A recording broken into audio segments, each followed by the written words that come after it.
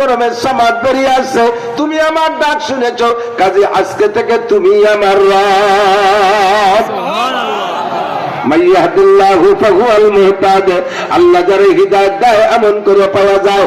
হাজার হাজার হিন্দু ভাইরা একটু বিবেচনা, একটু বিবেক খাটাইলে বুঝতে পারে, যার কাছে মুনাজাত করি তার 5 পয়সার ক্ষমতা নাই, তারে কুকুরে পেশাব করে দিলে সে ঠেকাইতে পারে না, তার খাবার সামনে থেকে কেড়ে নিয়ে গেলে সে তার হাত থেকে কেড়ে রাখতে পারে না, এমন দুর্বল আমারে কি উপকার করবে?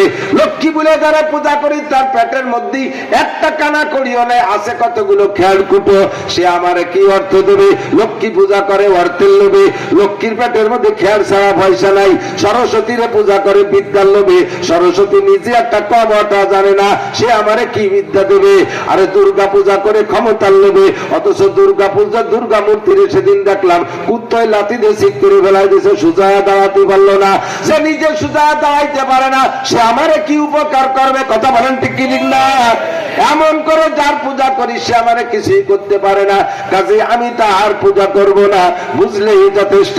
নবী আলাইহিস সালাম তায়েববাসীদেরকে বুঝাই দিলেন, ইন্নাল্লাযীনা তাদউনা মিন দুনিল্লাহ লা ইয়াখলুকু যুবাবা ওয়া লা ইজতামাউ লা, তোমাদের সারা দুনিয়ার সমস্ত দেবদেবী ঐক্য হইয়া একটা মাছিও বানাইতে পারে না, বরং মাছিতে তাদের নাক মুখ খুলে নিয়ে গেলে ঠেকাইতে পারে না। তাদের মুতলাক সর্বময় ক্ষমতার মালিক, ফাআলুল লিমা ইউরিদ আলা কুল্লি শাইইন কাদির, একমাত্র জোরে বলেন কে? ও তায়েববাসী বলো লা ইলাহা ইল্লাল্লাহ মুহাম্মাদুর রাসূলুল্লাহ। সাহেববাসীরা কও, মুহাম্মদ তুমি ভাগ্নে ছিলে, আদর ছিলে, ভালো ছিলে, উল্টো পাল্টা হতে আসলে কে?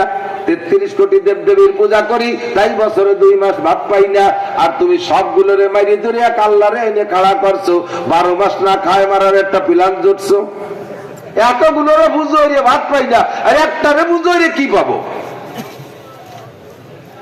আল্লাহু আকবার। নবী পাক যত বোঝানোর চেষ্টা করে তারা বুঝতে রাজি না।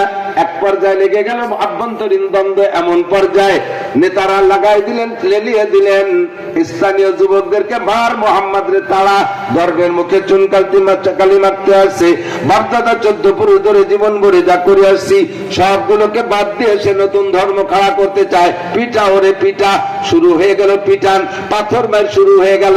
সচক্ষে দেখে আসছি নবী আলাইহিস সালাম মার খাইতে খাইতে রক্তাক্ত দেহ নিয়া পাহাড়ের যে জায়গা যায় কাতে পড়েছিলেন, ওই জায়গা সাদা অক্ষরে পাথরের গায়ে আল্লাহর কুদরতি কায়দায় মুহাম্মদ শব্দ লেখা হইয়া আছে।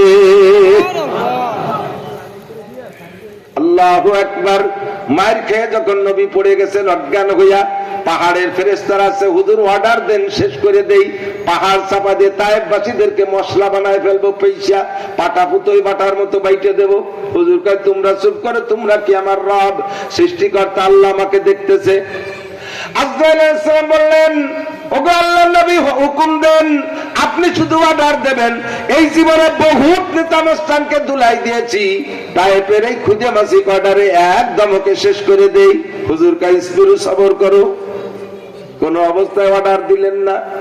আর সে আজিমের মালিক নবী আলাইহিস সালামের এই আখলাক দেখে সাথে সাথে সার্টিফিকেট দিলেন, ইন্নাকা লাআলা খুলুকিন আযীম, আপনি সর্বোত্তম চরিত্রের অধিকারী। কন্যা সুবহানাল্লাহ। সার্টিফিকেট কে দিয়েছে? আমার নবীর চরিত্রের চাইতে ভালো চরিত্রওয়ালা কেউ গেছে আর আছে? একটু আস্তে কান আছে আর আসবে। তাহলে ওই নবীর চরিত্র যে জায়গায় আমার সামনে আসবে আমি সেই জায়গায় মানতে রাজি। ঠিক আছে না? ব্যাখ্যা দেওয়ার দরকার নাই। আল্লাহু আকবার। 5টা গুণ নবী পাক এই জায়গা চরিত্রের পরিচয়